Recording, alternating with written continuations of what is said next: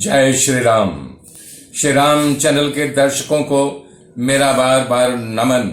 मेरे मित्रों, मैं आशा कर रहा हूं कि आप सब मेरे साथ बने हुए हैं, मुझे लाइक कर रहे हैं, सब्सक्राइब कर रहे हैं और मेरी वाणी को जन जन तक पहुंचा रहे हैं।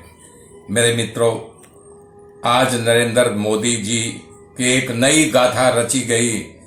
सही सही भारत माता को आजाद करा दिया। 500 साल पुरानी जो गाथा गाई नहीं जा रही थी, आज उन्होंने अमर बेदी पर जितने बलिदान चढ़े हुए थे, जितने वीर रण बांकुरे उनके खूनों से ये भूमि संचित की गई थी, आज वो सारे उस हुतात्मा को पुण्य रूपी नौका में बैठा करके उनको मोक्ष की प्राप्ति करा दिए। धन्य है नरेंद्र मोदी जी। मेरे मित्रों, अब कल की गाथा जहां बताया था, बता रहे प्रभु श्री राम जी गुरुजनों के आगे निवेदन किया था, ये आपत्तियों की प्राप्ति पर दुख मोह जिनसे दूर रहते हैं, कि बता रहे हैं अगर संकट आ जाए तो जो ईश्वर के अधीन रहता है। उदाहरण दे रहे हैं, जैसे जांत जिससे गेहूं पीसा जाता है, जो उसकी खूंटी होती है उसके अगल बगल गेहूं नहीं पीसा जाता है। कहने का तात्पर्य यह है, जो ईश्वर के अधीन रहता है उसे दुख की प्राप्ति नहीं होता है।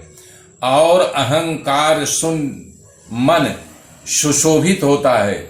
जो सुंदरियां और रमणी स्त्री में अपने मन को नहीं लगाते हैं, उनको दुख तो छू ही नहीं सकता है।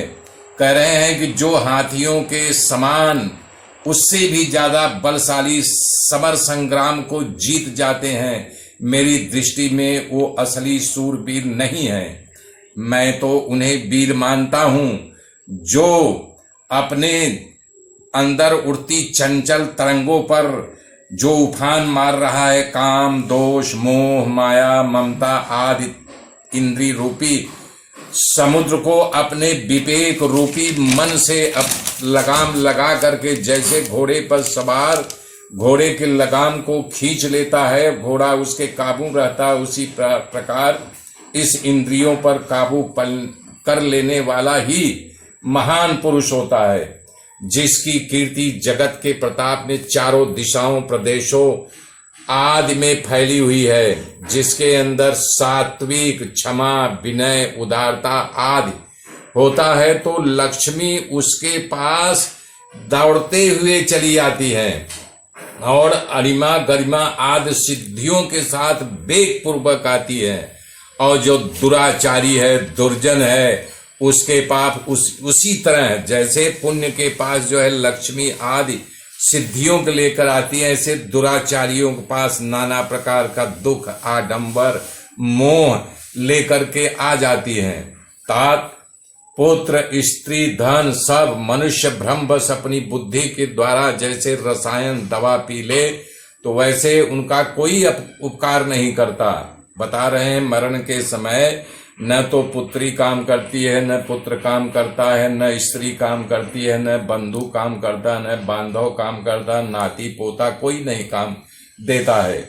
कह रहे हैं जैसे विष पान कर लो तो मूर्छा आ जाती है, तो इसी शरीर को नाश करती है, लेकिन ये शरीर बाल्यावस्था और बुढ़ापे की विषम अवस्थान को पहुंचा देता है। यदि हम कुकर्म करेंगे तो कई जन्मे के शरीरों को जन्म जन्म का बताए हैं इससे पहले कि इस हृदय आकाश में कई जन्मों का शरीर जो है इकट्ठा रहता है।